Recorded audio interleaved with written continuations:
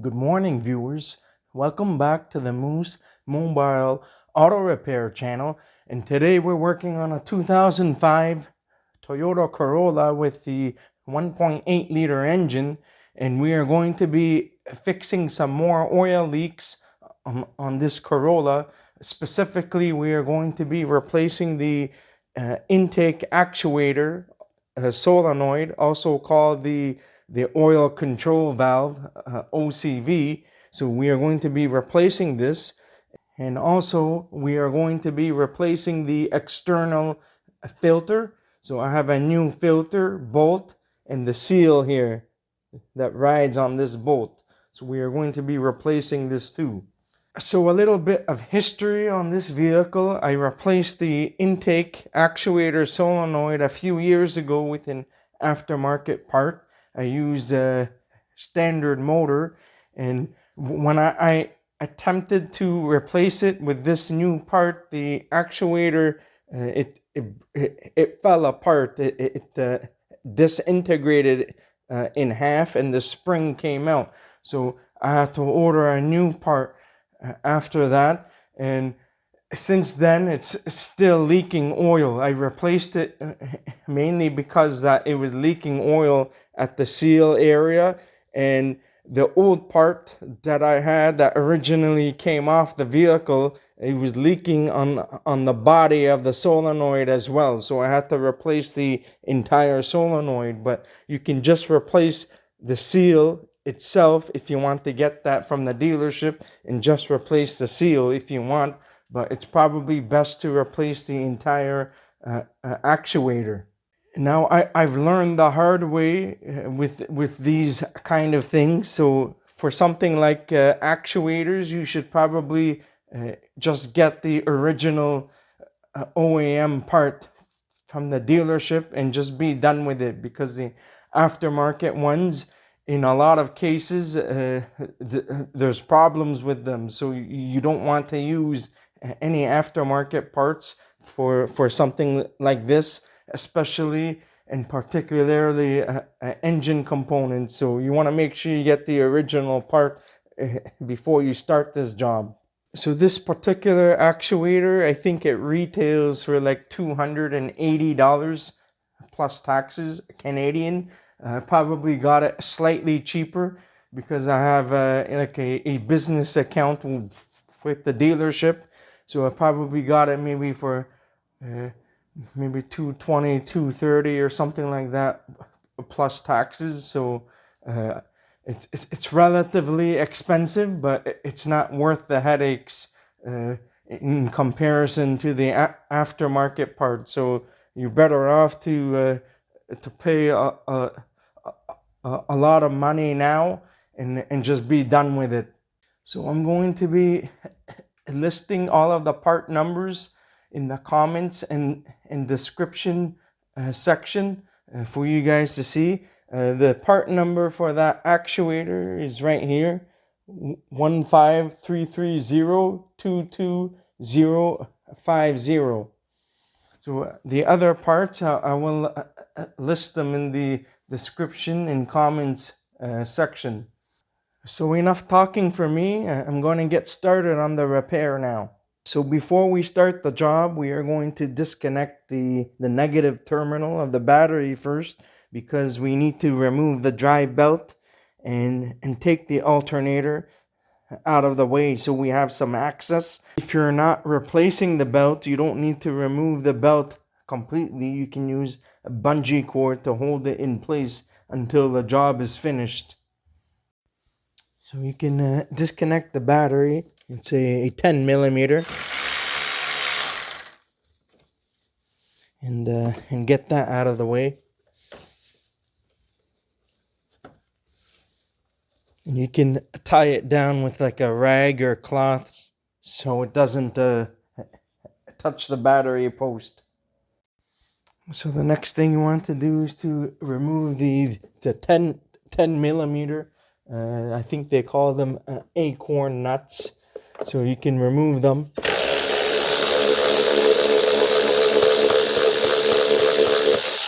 The one here is already broken because of over the years, removing it and reinstalling it, and plastic clips, tabs are also broken off that used to be here, so I remove the cover now. So the first thing you need to do is to take a 19 millimeter and a ratchet on the fixed hex nut that's on the back of the tensioner here. You need to go very, very slowly to get the belt off. Just enough to get the belt off, and you want to hold onto that belt to maintain tension on the belt. So hang on to it and relieve the tension slowly. We can attach a bungee cord onto this belt, so we don't need to reroute the drive belt again and to tie it up somewhere from underneath the hood. If for any reason that the tensioner does not move, or it's stuck or something like that of that nature, it means that the tensioner is seized up and it's no good. You will need to replace the drive belt tensioner. So I just I tied up the belt with a bungee cord, and I put the bungee cord through the hole opening over here.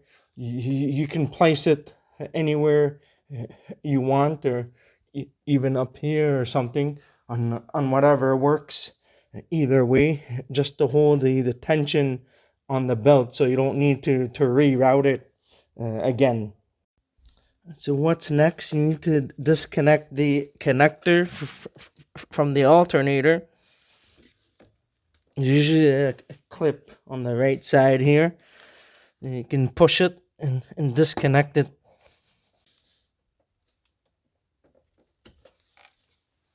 Be careful to not push against the wires, because you will rip the wires then.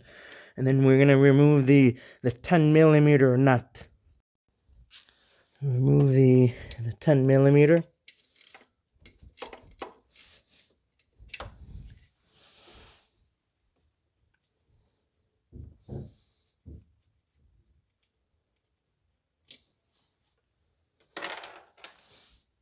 Get that out of the way.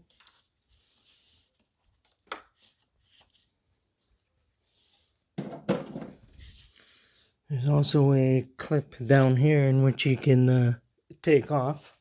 You can use like a flathead screwdriver or a pick tool to push back on the tab slightly without breaking it, and to push it out. And you should be able to get that free. So what's next? You can remove the 10 millimeter nut that's on top here, the bracket.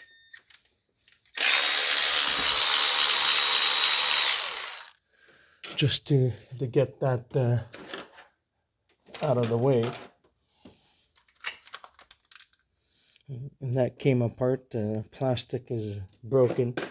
I will be able to pick it up after we get the alternator out. Do realize that this vehicle is just about almost 20 years old now, so it's been worked on like a million times now, so some things it may break when you take it apart. Anyhow, I push on the back of the connector for the oil control valve intake actuator solenoid. Be very careful when you are pushing it. You can use pliers or or something on whatever works for you, if you have a strong thumb or fingers.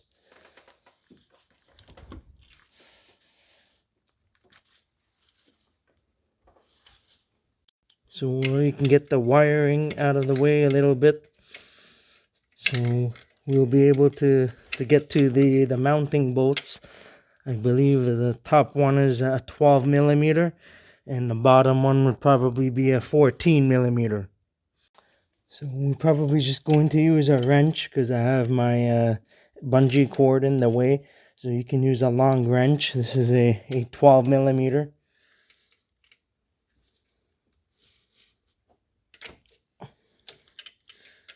So just you can remove it with a wrench or on whatever you want to do to loosen it up.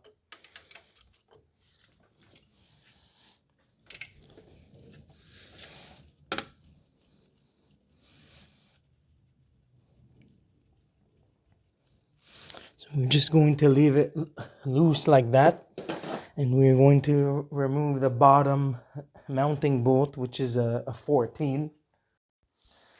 So there's a 14 millimeter as down there.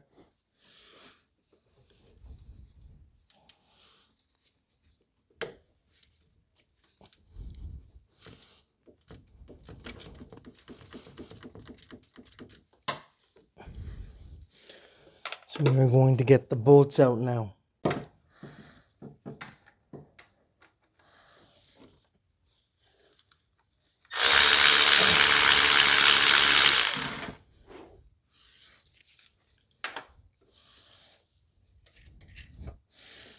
This is the 14 millimeter, and then the 12 millimeter right here. These bolts are not on all that tight, but if the alternator has not been removed or replaced in the past, it may be difficult to break them loose, so you may need to use a longer ratchet. You may need to use a longer ratchet in order to break them loose. So this is the 12 millimeter bolt, the alternator mounting bolt. So now you can wiggle the alternator out and get it out of the way. Being careful to not damage the wires in the process. You might need to push the wires on the side here so you don't damage that wire that's in the way. And just grab the alternator and you should be able to get it out. It may take some wiggling to get the alternator out of the way. So I need to get the camera out of the way because it's in the way. I need to get the alternator out, so I can't have the camera being in the way. Should be able to just to slide it out if it comes out easy.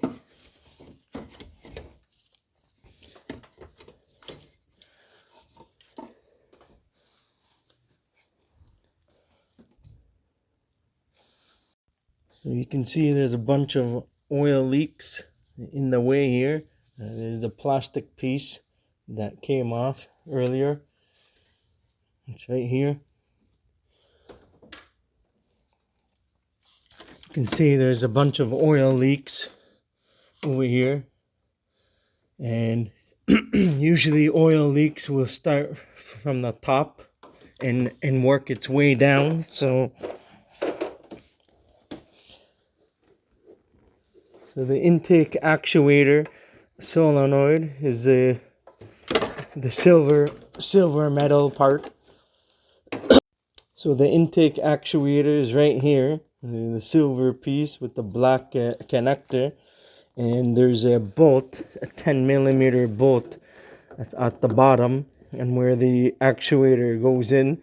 And then this bottom bolt, the very bottom, is for the external filter or strainer for the intake actuator solenoid. You can see there's a bunch of oil leaks down here. Specifically down here at the bottom, there's usually a large puddle. So I don't know if this oil leak is coming, if all of it is coming from this area, but it's one of the oil leaks that I want to fix today. I don't know if the head gasket is leaking or not, because it's really hard to tell. You can't really tell in the video because some of the oil has drained out. So I'm just going to remove that piece there so I can give you guys a better view of what's happening. I really have to use a screwdriver for you guys to see. So there's a big oil leak over here. There's a puddle of oil. It's over here. And on top, the head gasket is right here. Sometimes I see a small puddle of oil here in between the head gasket, but it can be anything because the timing cover, there's a timing cover on the side here, which could also be leaking, so you can't tell. There's some tape or whatever from the connectors, from the wire loom stuff. Get that out of the way. So there's a bunch of oil leaks everywhere, so that's why I'm just going to start off with the actuator stuff. And you can see there's a puddle of oil here and stuff, some crusted coolant from the hose and the thermostat housing. So you can see there's a little bit of an oil leak coming from this area and from the actuator. So that's why we are replacing it today, to address those issues first, and then we'll see what happens from there. Because you can see a bunch of oil is coming all the way down, and typically it's gonna get to the oil pan area, and I can't show you right now, but there's oil leaks in between the transmission and the engine. So the oil is starting off from top and working its way down.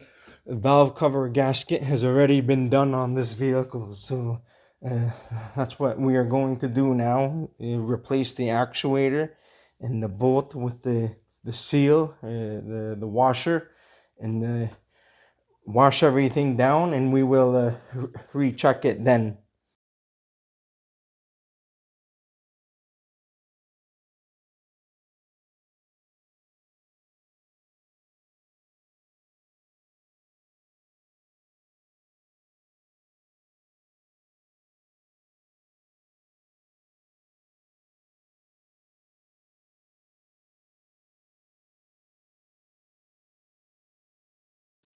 So we are going to remove the actuator now. It's a 10 millimeter bolt. So we're going to remove that. In earlier years, I put some silicone sealant, but I don't advise you guys to do that because that's what the seal is for. I know that some guys, sometimes they put silicone just to seal it better to prevent future leaks. So we are going to remove the 10 millimeter bolt that's right here. And it's hard to show it on camera because the harness is in the way. So we're going to remove the 10 millimeter bolt that's here. So we are going to get that out of the way.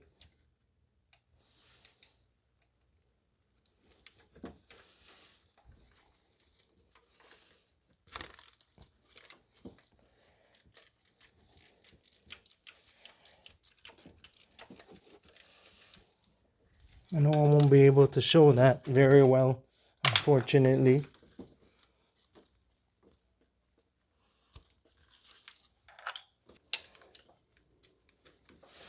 Get the 10 millimeter out.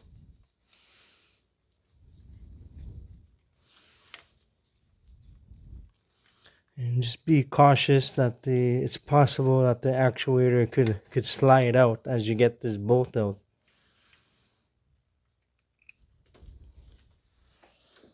It's a very, very small bolt. As you can see, it's very tiny. Make sure you don't lose this bolt. You should just be able to slide it out now. Make sure you note the correct orientation which this comes out. And this is probably going to come out in two pieces because aftermarket garbage, unfortunately.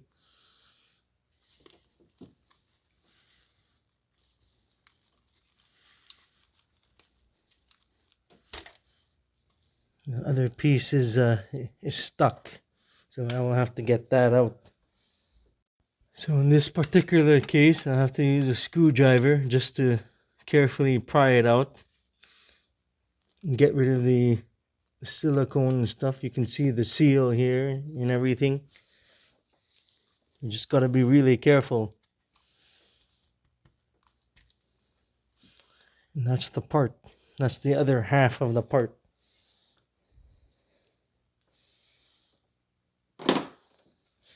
And we have to remove all this silicone stuff. It was probably a bad idea of me to put all this silicone here. So you're gonna take some time to take it out. I don't think it's that bad. Easily, you should be able to easily take it out. Now the thing with this is that the seal, it seals inside the bore of this of the housing. So probably just clean the surface after that, after I get all of the silicone out.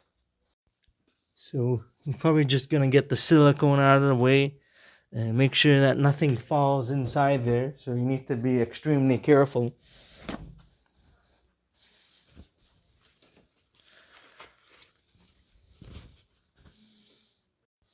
So I got most of the silicone out, so I just have to probably gonna spray some brake cleaner to clean the area down, but not directly inside. But that should be okay. It's not a big deal. Just to clean any dirt or and whatever that may be there.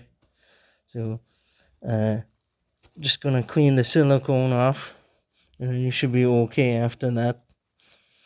If you guys run into the same problem, then you will know on what to do. I typically sometimes like to use a Scotch-Brite sandpaper. It's safe for aluminum surfaces, so maybe I can just get the silicone out. And alternatively, you can put maybe like a small piece of shop rag or shop towel just to block the opening, but it's not really a big deal. It's just a small amount of leftover gasket material there, so I just want to get it out completely.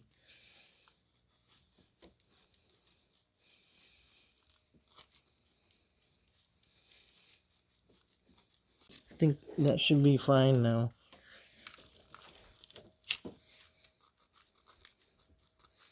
Bottom part here.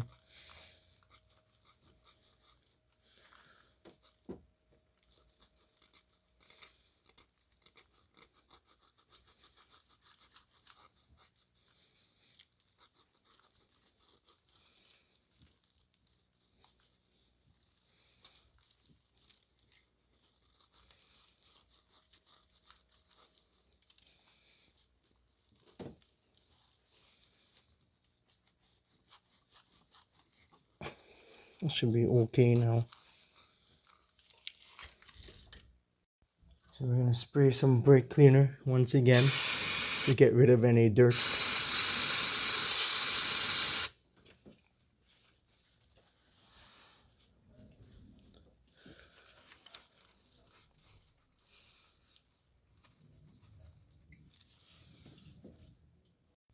So this is the brand new solenoid. This is the old solenoid that fell apart into two pieces. So I noticed that with the aftermarket solenoid, it's slightly more difficult to install because it doesn't go in as smoothly as the original solenoid. This one is looks like it's pre-lubricated already on the seal, so you might not need to add anything to it. But if you want, you can put some dielectric grease on the seal or some engine oil just after and where it mounts. So this solenoid needs to seal properly, so you probably don't want to get any oil before the seal, because that's where it's going to mount. Anything after the seal is okay to put oil on. If you use dielectric grease, just use it use a small dab, small amount all across the seal, and you should be fine. So this is the main reason why I don't like aftermarket junk. Even that the Standard Motor Company is a reputable brand, but I sometimes have problems with their parts, so that's why I don't like using this stuff. Just absolute garbage. So now make sure the surface is clean. We are ready to install the new actuator solenoid. The seal is already, it's pre-lubricated, so you don't need to add any lubricant.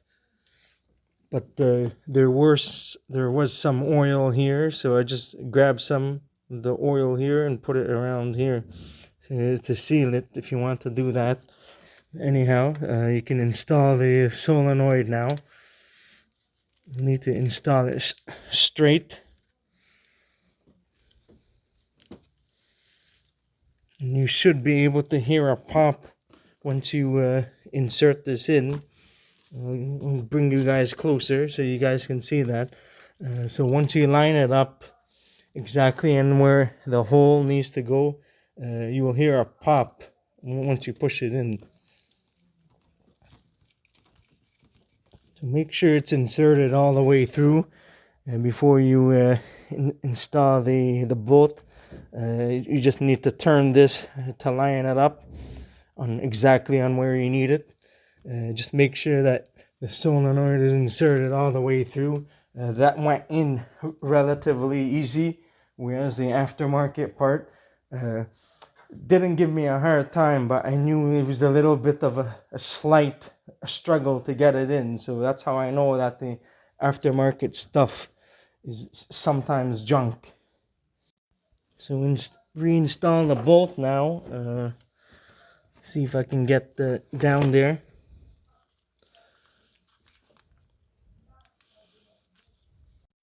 So if you're having a hard time trying to get the bolt through, or trying to get the bolt in the hole, the easiest way to do it is to use a blue shop towel underneath the bolt and put it underneath, and so you won't be able to drop the bolt.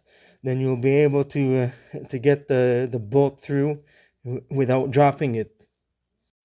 So I'm going to install the bolt now. It makes life easier, so I don't have to worry about dropping the bolt or anything. And once I tighten this down, I can take the shop towel afterwards. Just threading the bolt through all the way. So once you got the bolt all the way through, you can remove the half extension and the socket to get the paper out of the way. The shop towel paper. So once the bolt is all the way through, you can just tighten it down snug, and you should be good. It doesn't need to be all that tight. Maybe no more than like 6 to 8 foot-pounds at most, maybe. I'll post the torque spec on the screen if you want to torque it down. Otherwise, just tighten down the bolt snug, and that should be sufficient.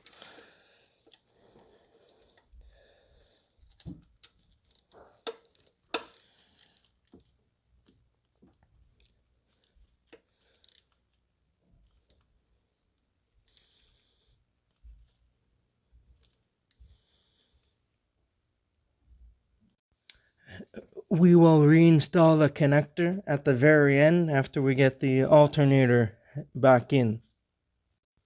So what's left now is the internal filter, which is right here, inside here, behind the bolt. This is a special type of bolt. It's a recessed type bolt, if I'm not mistaken, if that's the correct word to use.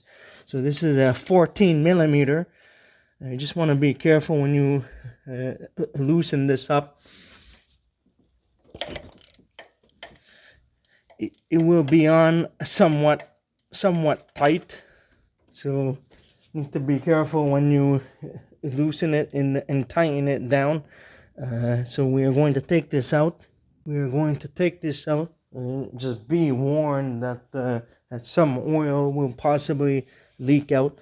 So you might want to place like a shop towel or something to catch any oil if there's any. One thing I forgot to mention earlier is that you want to do this on a cold engine. You don't want to do this on a hot, warmed up engine. So we're going to remove the bolt.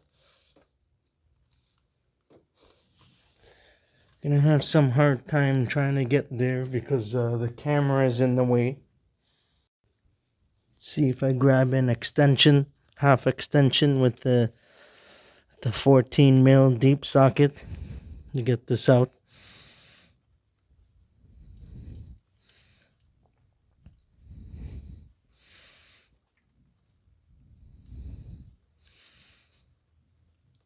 This one, when I removed it some years ago, the filter, the plastic piece, one part of the prongs broke off, so you might need to use the pliers to pull it out.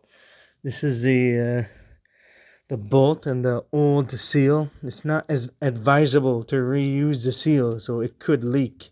So always use a new seal when you're doing this. I don't know if you have to use a Teflon tape. You probably don't need to use Teflon tape, but you could if you want. I don't think it's going to do any harm. You might be able to use like a small pliers or something, low profile pliers to get it out. Just having a look here.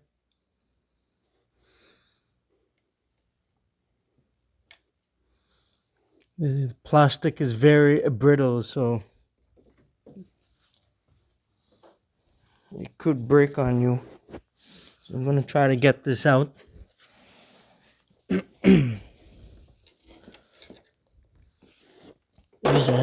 There's a piece in the middle that you can get out or pull out on.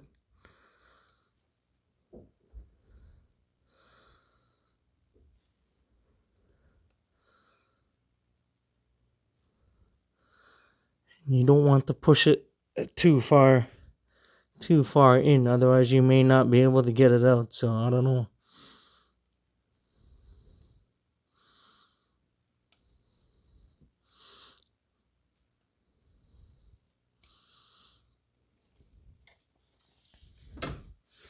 You can see already some oil is coming out of there. I'll give you guys a little bit of a close-up.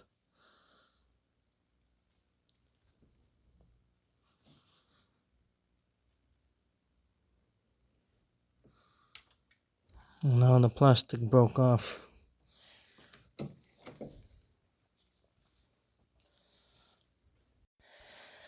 Trying to see on how I can get this out. You may be able to use maybe strong tape or duct tape to get it out of there. Let's see if I can use like a screwdriver or something. This is not magnetic, so I don't think you'll be able to get it out like that.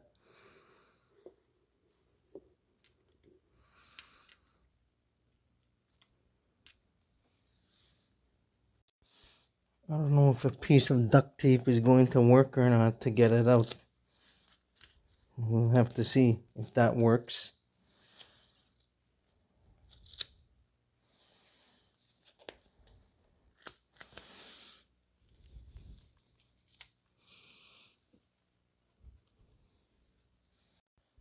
So what happened earlier is that the old filter got trapped and stuck inside the cylinder head.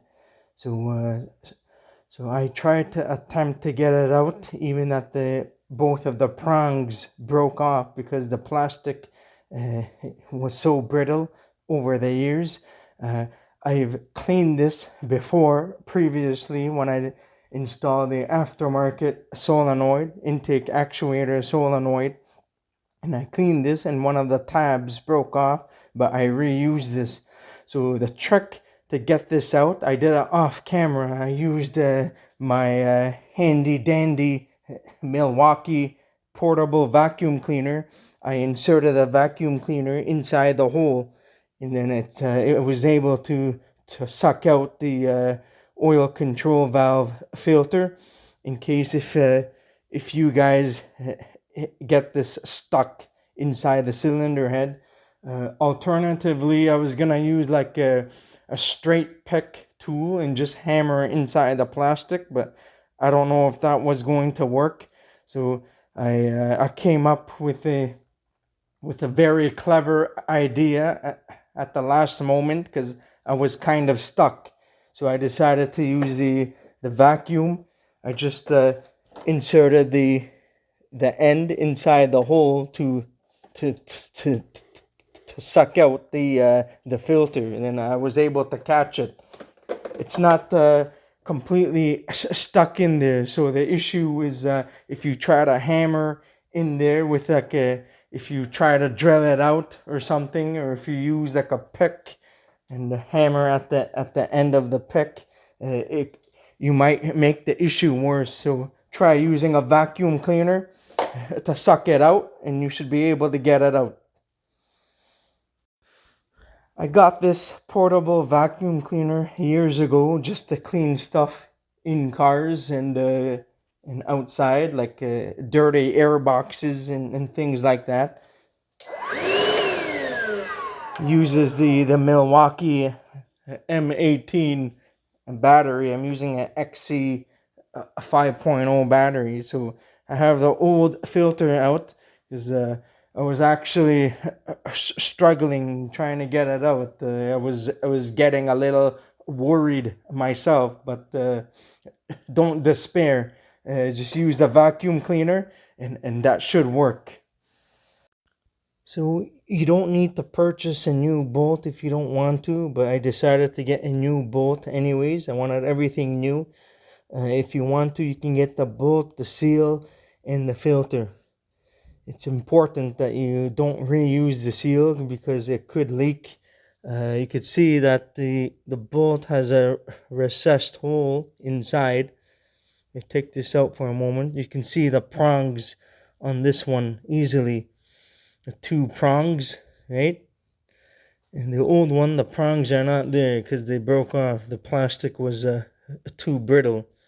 So it's probably best to just replace the filter. Save yourself the headache altogether. It's not very much. The bolt is like maybe like 10 or 12 bucks. The seal, a few dollars. And the filter like $15 to $20 or something. But alternatively, if you don't want to get a new filter, you can just spray it down with some brake cleaner and clean it out altogether. You can see that the hole is recessed inside. So this is a special type of bolt. Just inserts and sits inside just like that before you install it. This is the old one. So we're gonna go ahead and install this soon. I'm just gonna spray the area down with some brake cleaner first to get any dirt or debris and whatever that may be in there. So spray some brake cleaner. The remainder of the brake cleaner will just come out and spray. It's not exactly all that good to get brake cleaner inside there because that's where the engine oil travels through, but there was some dirt inside, so I want to get everything out of there. Make sure that the seal is not stuck onto the cylinder head. Make sure that the old seal is still on the old bolt, like this one. You can see the seal is still there. So otherwise, if you don't see that, you're going to double seal or gasket it. So you want to make sure that you get everything out. I'll probably use the vacuum cleaner again just to suck out any of the residual brake cleaner or dirt that's inside there.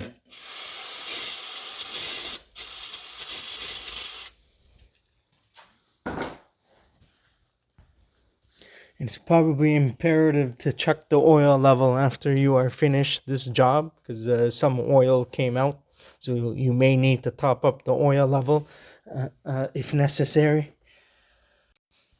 So I'm just going to grab the vacuum cleaner to clean, to get the dirt, brake cleaner out. You can also use an air blower if you want.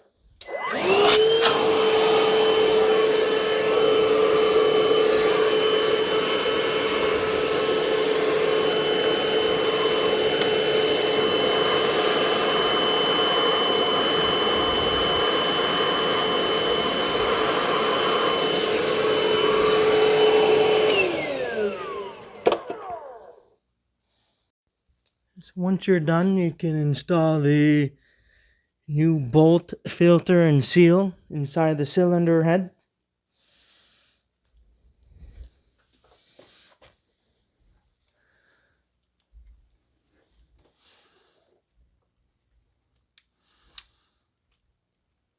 I don't think you need to put any Teflon tape or anything. That's what the seal is for, to seal everything properly.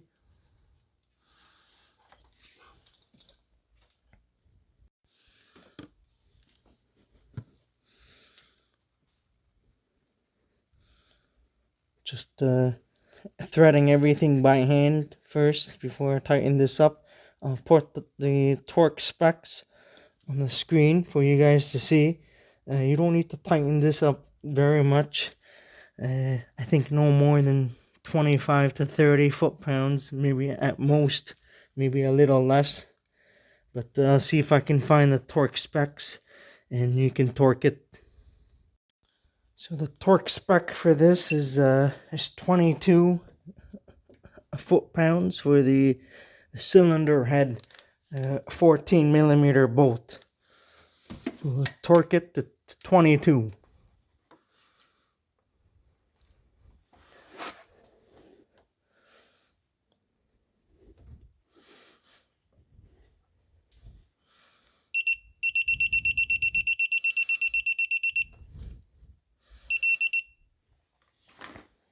We're just going to verify once more that it's torqued to 22 foot-pounds. 22, went slightly over, but that's okay. 22.7. It's always good to double check, triple check, make sure that everything is tight. And before we put everything back together, we are going to wash everything down. So we're going to wash everything down with some brake cleaner, get rid of all the nasty stuff, oil and everything. Clean everything down well.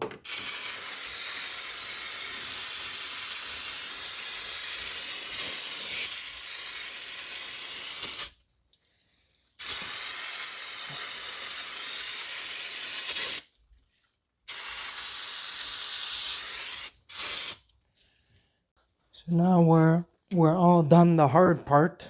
That was the hardest part, the actuator and the bolt and everything. So that's the hard part. So now we're just going to put everything all back together. I washed everything down, free of oil leaks. I probably have to go underneath the vehicle to wash the rest of the oil leaks down and then recheck it after a few weeks. And so now I washed everything down. Everything is nice and dry. That's just the excess brake cleaner that's sitting there. That's going to evaporate and dry up. So everything is all cleaned down now. So we are just going to put everything all back together. We're going to reinstall the alternator back. So everything is just the reverse of a removal. Just need to put everything back. And that's going to be it for the most part.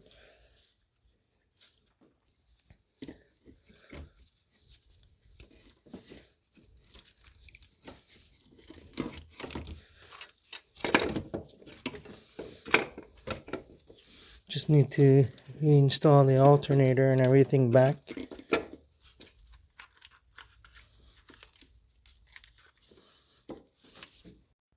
Just need to line up the mounting bolts holes. So I'm just going to do this. This is probably easier for me because I have some room now. Trying to line up the bolts. 14 at the bottom and 12 on top.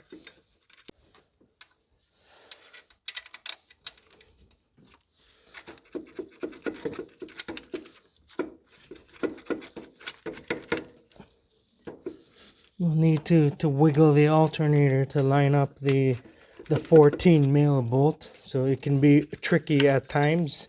So just lining up the bolt holes. So once you get the bottom one in, the 14 mil, everything else should be easy after that. 12 millimeter. The alternator bolts, you can just tighten them down snug. You can torque them if you want. I'll place the torque specs for the alternator bolts if you want to torque them down.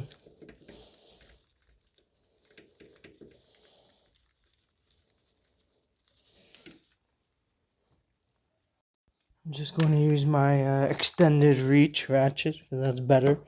I like to use that.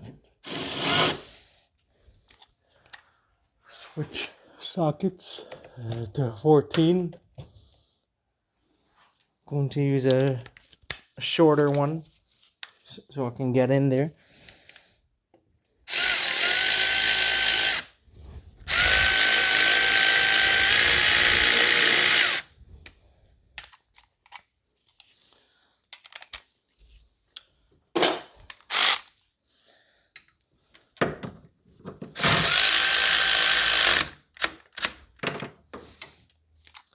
And switch over to a 12 mil for the top.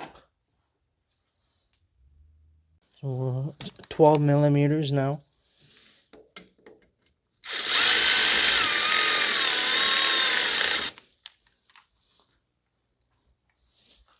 I don't normally like to do that, but whatever.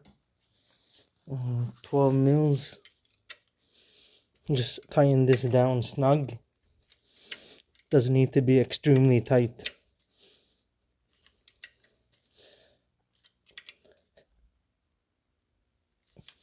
Just snug and you're good. And we're gonna retighten the 14 millimeter mounting bolt. Tying down the mounting bolt, 14 millimeters.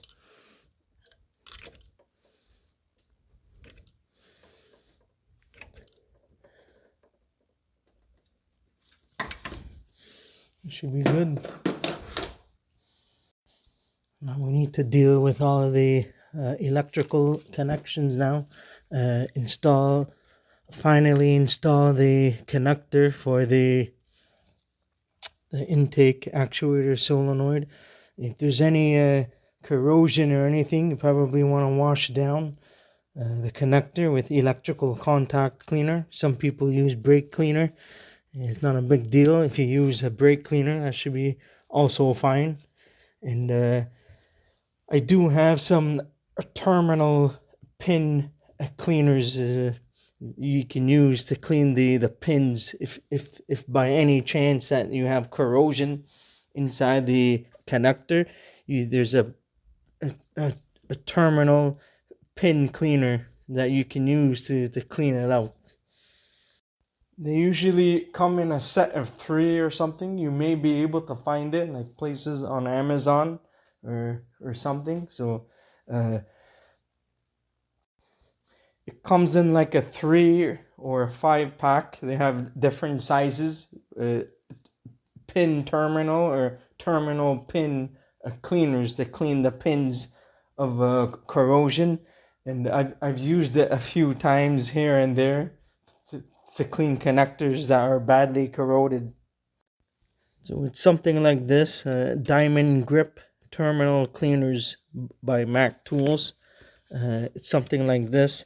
So for smaller pins, you can clean it out. It's kind of like kind of similar to like I don't know what you call it, like sandpaper or something, or like a file. So you can feel the edges here. So this helps to clean the corrosion. So this one is a 3-pack. So you can get something like this to clean terminals. So now we install the actuator solenoid connector. Now we need to install the connectors for the alternator. Plastic piece that mounts into the bracket over here. I don't know if you guys can see that. And the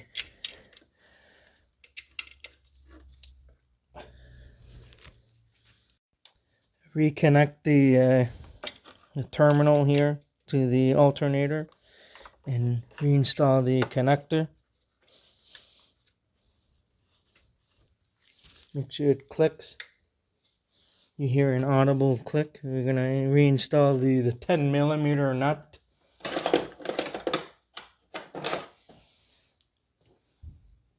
This one is missing the protective cap because it broke a few years back. Because I had to remove this alternator multiple times. This alternator has been replaced, I think, in September of 2021. The original alternator went about 16 years before it failed. So that's in. This is in. You need to tighten up the nut. Make sure that this the metal cable, the terminal, is installed properly before you tighten this up. Doesn't need to be on extremely tight.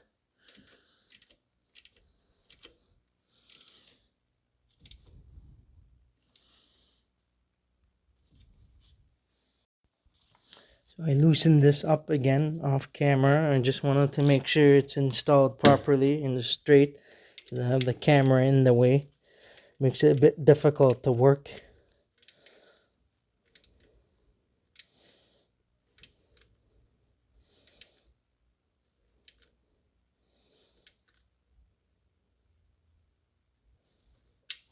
These don't need to be installed extremely tight. Just a small bit snug, and then that's it. So yeah, I was stating that the protective cap is missing for this. I never got the chance to replace it. We're just leaving it alone. I think I got a quote. It's like $46 or something just for the stupid plastic protective cap for that. So and that's why I haven't replaced it since then, because I don't want to pay $46 for the protective cap. So if you're careful enough, you won't short anything out when the battery is disconnected if you're doing unrelated work. So what's left? There is a bracket here that broke off earlier. I don't know if I can use this anymore because broken plastic for the harness to hold the harness up. So I may have to use like a zip tie or something to tie it up. It was like this. The harness was set in like this, but the plastic broke off. I don't know if it can be reused or not. I'll probably put some zip tie on it or something instead. Get this off and tie something up. So we can install the harness just like this. Just put some zip ties or something just to hold it in place, because the other harness holder piece is broken. So we can use like a piece of zip tie or something. So you can install a zip tie through the opening to hold it in place in case if your harness holder broke as well. So you can just do this. But if you want to remove this, you can just remove the 10mm nut each time, that if you need to do any future work. So now I'm just going to tighten this up.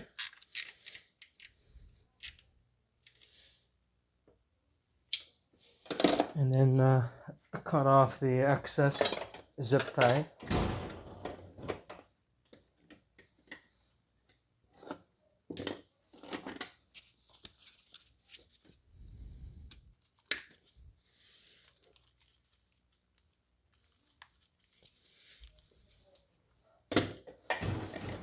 So now we're just pretty much almost done.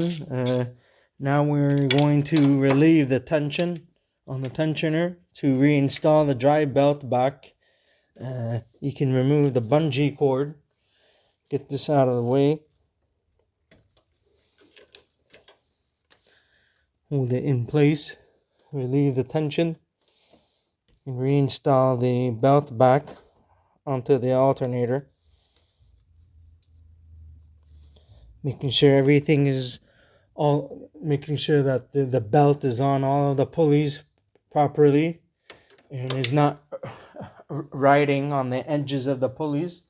You still want to verify that everything is on the pulleys properly before you start the vehicle up. Just remove the bungee cord out of the way. And the size bungee cord that I use is 46 centimeters, which is 18 inches cold weather EPDM rubber strap. So you can use any bungee cord, it doesn't really matter. Earlier in the video I was using this claw tool to get the to try to get the filter out, but I was not successful. This one is shape of a claw. It helps you to grab stuff.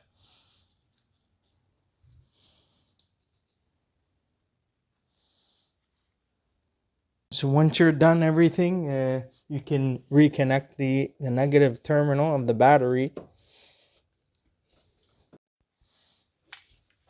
So reconnect the terminal and tighten it up.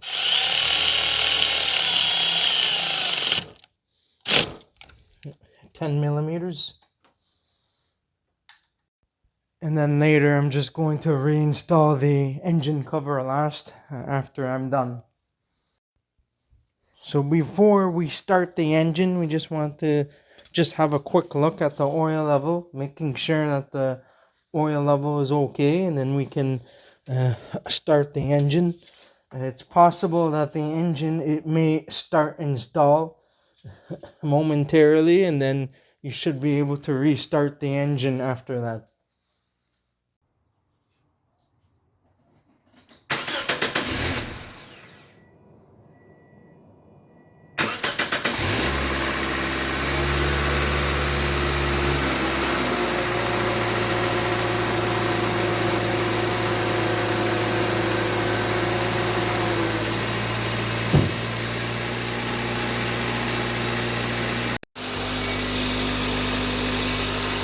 So now you want to make sure, verify that there are no oil leaks. Everything is operating as it should, and that's going to be it.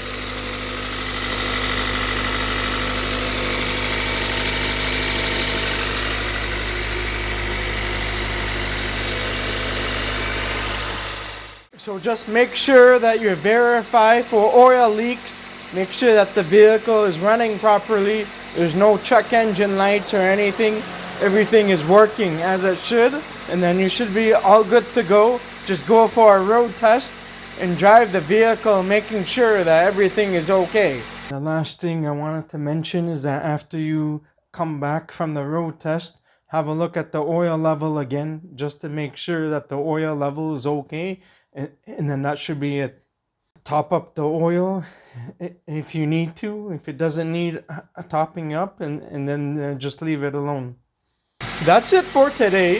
If you enjoyed this video and found it helpful, please don't forget to give it a like, and please consider subscribing to my channel if you're not already a subscriber, and please don't forget to hit that bell notification if you haven't done so. And I'll see you guys in the next one. Have a good day and take care.